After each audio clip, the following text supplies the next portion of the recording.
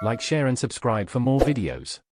أعوذ بالله من الشيطان الرجيم بسم الله الرحمن الرحيم دنیا میں جتنے مذہب ہیں ان میں سے ہر ایک کا نام یا تو کسی خاص شخص کے نام پر رکھا گیا ہے یا اس قوم کے نام پر جس میں وہ مذہب پیدا ہوا۔ مثلا عیسائیت کا نام اس لیے عیسائیت تھا کہ اس کی نسبت حضرت عیسیٰ علیہ السلام کی طرف ہے۔ بدھ مت کا نام اس لیے بدھ مت ہے کہ اس کے بانی مہاتما بدھ تھے۔ زردشتی مذہب کا نام اپنے بانی زردشت کے نام پر ہے۔ یہودی مذہب ایک خاص قبیلے میں پیدا ہوا جس کا نام یہودا تھا۔ ایسا ہی حال دوسرے مذاہب کے ناموں کا بھی ہے، مگر اسلام کی خصوصیت یہ ہے کہ وہ کسی شخص یا قوم کی طرف منسوب نہیں ہے، بلکہ اس کا نام ایک خاص صفت کو ظاہر کرتا ہے جو لفظ اسلام کے معنی میں پائی جاتی ہے۔ یہ نام خود ظاہر کرتا ہے کہ یہ کسی ایک شخص کی ایجاد نہیں ہے، نہ کسی ایک قوم کے ساتھ مخصوص ہے۔ اس کو شخص یا ملک یا قوم سے کوئی علاقہ نہیں، صرف اسلام کی صفت لوگوں میں پیدا کرنا اس کا مقصد ہے۔ ہر زمانے اور ہر قوم کے جن سچے لوگوں میں یہ صفت پائی گئی ہے وہ سب مسلم ہیں اور آئندہ بھی ہوں گے۔ لفظ اسلام کے معنی۔ اسلام کے معنی عربی زبان میں اطاعت اور فرما برداری کے ہیں۔ مذہب اسلام کا نام اسلام اس لیے رکھا گیا ہے کہ یہ اللہ کی اطاعت اور فرما برداری ہے۔ اسلام کی حقیقت۔ تم دیکھتے ہو کہ دنیا میں جتنی چیزیں ہیں سب ایک قاعدے اور قانون کے تابع ہیں۔ چاند اور تارے سب ایک زبردست قاعدے میں بندھے ہوئے ہیں جس کے خلاف وہ بال برابر بھی جنبش نہیں کر سکتے۔ زمین اپنی خاص رفتار کے ساتھ گھوم رہی ہے۔ اس کے لیے جو وقت اور رفتار اور راستہ مقرر کیا گیا ہے اس میں ذرا فرق نہیں آتا۔ پانی اور ہوا، روشنی اور حرارت سب ایک ضابطے کے پابند ہیں۔ جمادات، نباتات اور حیوانات میں سے ہر ایک کے لیے جو قانون مقرر ہے اسی کے مطابق یہ سب پیدا ہوتے ہیں، بڑھتے اور گھٹتے ہیں، جیتے ہیں اور مرتے ہیں۔ خود انسان کی حالت پر بھی تم غور کرو تو معلوم ہوگا کہ وہ بھی قانون قدرت کا تابع ہے۔ جو قاعدہ اس کی زندگی کے لیے مقرر کیا گیا ہے اسی کے مطابق سانس لیتا ہے، پانی اور غذا اور حرارت اور روشنی حاصل کرتا ہے۔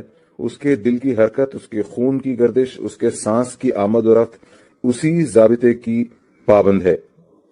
اس کا دماغ، اس کا معدہ، اس کے پھیپھڑے، اس کے اعصاب اور عضلات، اس کے ہاتھ پاؤں، زبان، آنکھیں، کان اور ناک، الغرض اس کے جسم کا ایک ایک حصہ وہی کام کر رہا ہے جو اس کے لیے مقرر ہے اور اسی طریقے پر کر رہا ہے جو اس کو بتلایا گیا ہے۔ یہ زبردست قانون جس کی بندش میں بڑے بڑے سیاروں سے لے کر زمین کا ایک چھوٹے سے چھوٹا ذرہ تک جکڑا ہوا ہے، ایک بڑے حاکم کا بنایا ہوا قانون ہے۔ ساری کائنات اور کائنات کی ہر چیز اس حاکم کی مطیع اور فرما بردار ہے، کیونکہ وہ اسی کے بنائے ہوئے قانون کی اطاعت و فرما برداری کر رہی ہے۔ اس لحاظ سے ساری کائنات کا مذہب اسلام ہے۔ کیونکہ ہم اوپر بیان کر چکے ہیں کہ خدا کی اطاعت اور فرما برداری ہی کو اسلام کہتے ہیں، سورج، چاند اور تارے سب مسلم ہیں، زمین بھی مسلم ہے، ہوا اور پانی اور روشنی بھی مسلم ہے، درخت اور پتھر اور جانور بھی مسلم ہے، اور وہ انسان بھی جو خدا کو نہیں پہچانتا اور خدا کا انکار کرتا ہے، یا جو خدا کے سوا دوسروں کو پوجتا ہے اور خدا کے ساتھ دوسروں کو شریک کرتا ہے، ہاں وہ بھی اپنی فطرت اور طبیعت کے لحاظ سے مسلم ہے، کیونکہ اس کا پیدا ہونا، زندہ رہنا اور مرنا سب کچھ خدائی قانون کی ہی کے ماتحت ہے۔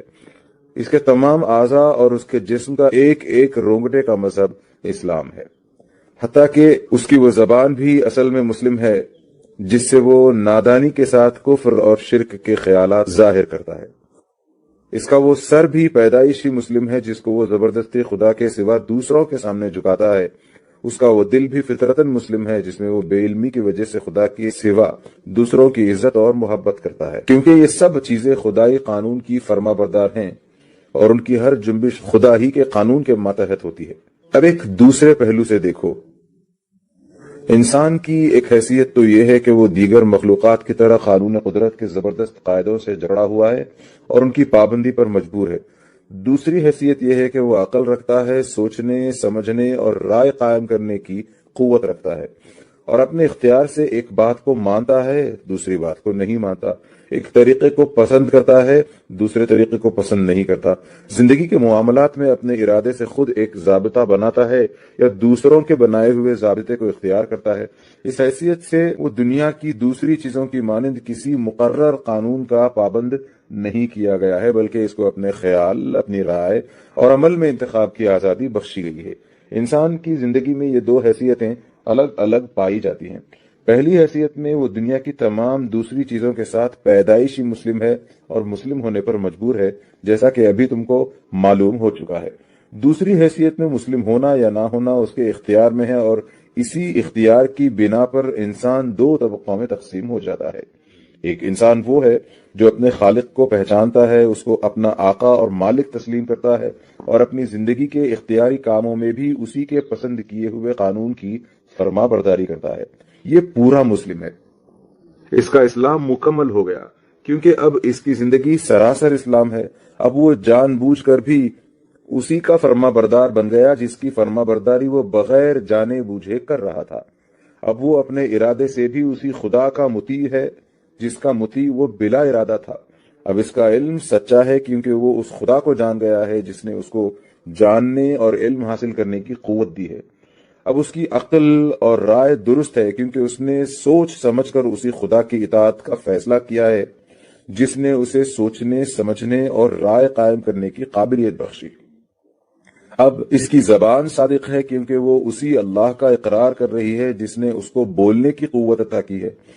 اب اس کی ساری زندگی میں راستی ہی راستی ہے کیونکہ وہ اختیار و بے اختیاری دونوں حالتوں میں خدا کے قانون کا پابند ہے۔ اب ساری کائنات سے اس کی آشتی ہو گئی ہے کیونکہ کائنات کی ساری چیزیں جس کی بندگی کر رہی ہیں اسی کی بندگی وہ بھی کر رہا ہے۔ اب وہ زمین پر خدا کا خلیفہ، نائب ہے۔ ساری دنیا اس کی ہے اور وہ خدا کا ہے۔